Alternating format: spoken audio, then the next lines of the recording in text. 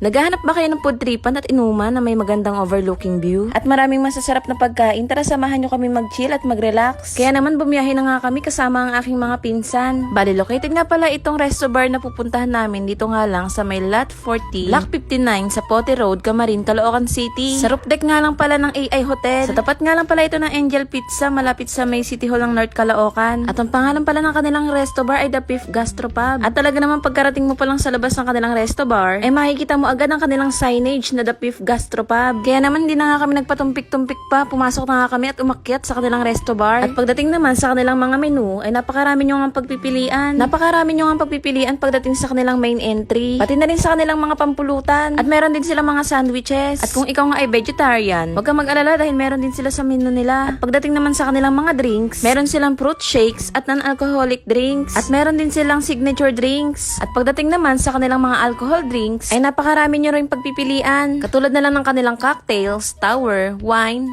beer. At para naman sa mga mahihilig sa hard, ay napakarami nyo rin pagpipilian. At alam nyo bang napakarami rin nilang promo ngayong November?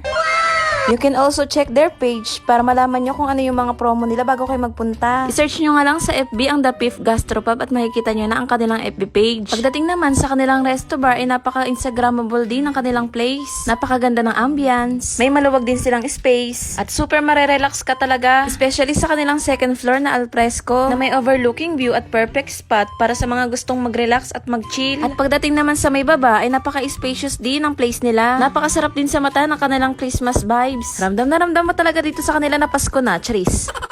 Pwede nyo rin palang gamitin yung kanilang video okay ng free access. And yes, kahit 1 to sawa kayong kumanta, ay pwede. Unlimited video okay ba? Grabe ba?